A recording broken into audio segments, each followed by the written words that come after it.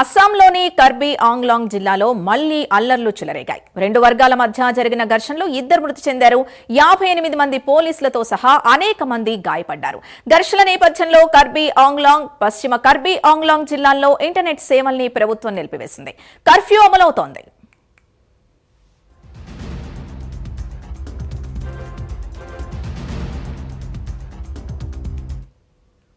ఇదే అంశానికి సంబంధించి పూర్తి డీటెయిల్స్ మన నేషనల్ బ్యూరో చీఫ్ కళ అందిస్తారు. కళ, అస్సాంలో అల్లర్లకు గల కారణాలేంటి? కర్ఫ్యూ కూడా విధించినట్టు తెలుస్తోంది. పూర్తి డీటెయిల్స్ ఏంటి? సింధు, దాదాపు మనకు అస్సాం మాత్రము అల్లర్లతో అట్టుడుకుతుందని చెప్పవచ్చు. దాదాపు ఇది 3వ రోజు. దాదాపు ఈ ఏదైతే అక్కడ ఉండేటటువంటి గిరిజన ప్రాంతాలకు సంబంధించినటువంటి ప్రజలకు, అటు ప్రభుత్వ అధికారులకు, పోలీసులకు మధ్య జరుగుతున్నటువంటి ఘర్షణలు గత కొన్ని నెలల నుంచి కూడా జరుగుతున్నాయి. కానీ దాదాపు 3 రోజుల నుంచి కూడా మరింత ఉధృతమైంది.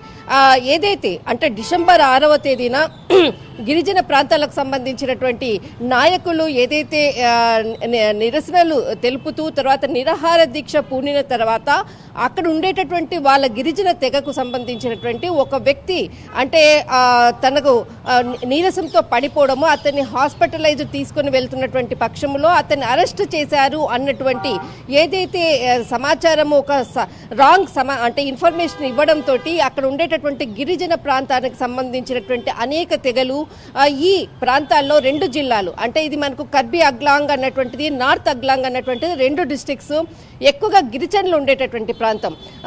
దాదాపు కొన్ని నెలలుగా అక్కడ ఉండేటటువంటి గిరిజన భూములకు సంబంధించినటువంటిది ఏదైతే అడవిలో ఉండేటటువంటి మృగాలకు సంబంధించింది అనుకోవచ్చు. వారు వ్యవసాయం చేసుకునేటటువంటి ప్రాంతాలు, చాలా ప్రాంతాలు అటు ప్రభుత్వం ఆక్యుపై చేసుకున్నది. చాలా మంది నేపాల్కి సంబంధించినటువంటి వాళ్ళు ఆ ప్రాంతాన్ని ఆక్యుపై చేసుకున్నారని గిరిజన ప్రాంతానికి సంబంధించినటువంటి ప్రజలు గత కొన్ని నెలలుగా కూడా నిరసనలు తెలుపుతూ ఉన్నారు. ఒకవైపు దీనికి పలు దఫాలుగా కూడా గిరిజనకు సంబంధించినటువంటి నాయకుడు కూడా ప్రత్యేకంగా ప్రభుత్వంతో కూడా చర్చలు జరిపారు. కానీ ఎక్కడా కూడా దీనికి సంబంధించినటువంటిది ఒక కొలిక్కి రాలేదు.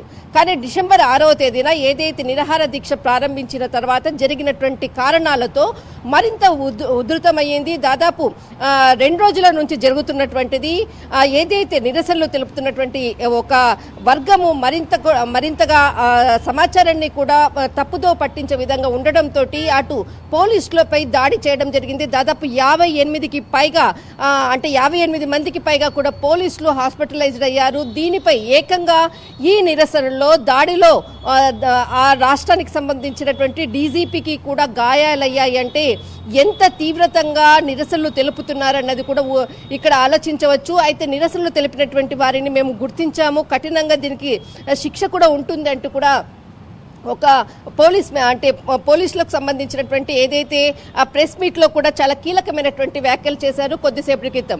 అయితే దీనికి సంబంధించినటువంటి అస్సాం ముఖ్యమంత్రి ఇక్కడ హిమంత్ బిశ్వా శర్మ కూడా కొద్దిసేపటి క్రితము ఖచ్చితంగా ఏదైతే కగ్లాంగ్ సంబంధించినటువంటి తెగలతో ఖచ్చితంగా సమావేశాన్ని నిర్వహిస్తాం, శాంతియుతంగా ఉండండి అంటూ కూడా నిన్న ఏదైతే ఒక వాళ్ళకు అనుగుణంగా ఉండేటటువంటి ఒక మంత్రితో కూడా సమాచారాన్ని కూడా ఇవ్వడం జరిగింది. కానీ ఎక్కడా కూడా గిరిజనులు తగ్గటం లేదు. కానీ చివరికి నిన్న రాత్రి నుంచి జరుగుతున్నటువంటి ఘర్షణలో ఏదైతే 2 మరణించారు, వివిధ ప్రాంతాలకు సంబంధించినటువంటి వారు 2 మరణించారు. తర్వాత 58 మందికి పైగా కూడా పోలీసులు తీవ్రంగా గాయపడ్డారు. వారిని గౌహతి హాస్పిటల్కు అక్కడ పోలీసులను కూడా అక్కడికి తరలిస్తున్నటువంటిది ప్రస్తుతం ఉన్నటువంటి పరిస్థితి. కొంత అక్కడ శాంతియుతంగా కూడా ఉండే విధంగా కూడా ఇంటర్నెట్ అంటే ఏదైతే అల్లర్లు జరుగుతుందో సోషల్ మీడియా వేదికగా అనుకోవచ్చు, మనం చాలా చూసాం. నేపాల్ అనుకోవచ్చు, అటు బంగ్లాదేశ్ అనుకోవచ్చు, వివిధ ప్రాంతాల్లో జరుగుతున్నటువంటి నిరసనలకు ముఖ్యంగా ఆజ్యం పోసేది సోషల్ మీడియా. ఏదైతే పోస్టులు కానీ ఏదైనా కూడా చేయకుండా అడ్డుకట్ట వేసే విధంగా కూడా వైఫైని అక్కడ ఉండేటటువంటి ఇంటర్నెట్ని కూడా కట్ చేశారు. ప్రస్తుతం ఉన్నటువంటిది అంటే శాంతియుతంగా ఒక కొలిక్కి వచ్చేంత వరకు కూడా ఈ విధమైనటువంటి అంటే ఏదైతే ఆదేశాలు ప్రభుత్వం కూడా ఇవ్వడం జరిగింది. అయితే ముఖ్యంగా అంటే ఈ నెల 26వ తేదీన దాదాపు ఈ గిరిజన ప్రాంతాలకు సంబంధించినటువంటి నాయకులతో చర్చలు జరుపుతామంటూ కూడా కొద్దిసేపటి క్రితము అస్సాం ముఖ్యమంత్రి కూడా ఒక సమావేశాన్ని కూడా ఏర్పాటు చేస్తామంటూ కూడా ఇక్కడ ప్రెస్ మీట్ వేదికగా కూడా చెప్పడం జరిగింది. ప్రాంతానికి సంబంధించినటువంటి భూములు ఇంకా ఎన్ని రోజులు ఇదే వాతావరణం దాదాపు సింధు దాదాపు ఇప్పటికి ఇది కొన్ని నెలల నుంచి ఎలాగో వాళ్ళు నిరసనలో తెలుపుతున్నటువంటిది దాదాపు 3 రోజుల నుంచి 6వ తేదీ నుంచి కూడా తీవ్రమైనటువంటిది, దాదాపు మరి 6వ తేదీ నుంచి కూడా ఒకవైపు నిరసనలో తెలుపుతుంటే 3 రోజుల నుంచి కూడా చాలా ఉద్ధృతమైనటువంటిది. దాదాపు నిన్న రాత్రి నుంచి కూడా అక్కడ ఇంటర్నెట్ సేవలు కూడా రద్దు చేయడం జరిగింది. ఇప్పుడు ప్రస్తుతం మాత్రము అంటే ఎలాంటి కూడా కనెక్టివిటీ లేనటువంటి ఈ 2 డిస్ట్రిక్ట్స్, అంటే ఇక్కడ మనకు ఇక్కడ ఏదైతే అగ్లాంగ్ సంబంధించినటువంటి అనుకోవచ్చు, తర్వాత ఇక్కడ మనకు నార్త్కు సంబంధించినటువంటిది ఏదైతే ప్రాంతం ఉందో ఈ 2 జిల్లాలను కూడా ప్రస్తుతానికి మాత్రం వైఫై ఇంటర్నెట్ అన్ని కూడా కట్ చేయడం జరిగింది. ప్రస్తుతానికి మాత్రం 26వ తేదీన ప్రభుత్వంతో చర్చలు జరుపుతారు అన్నటువంటి కీలకమైనటువంటి సమాచారం. ఓకే, థ్యాంక్ యూ కళ.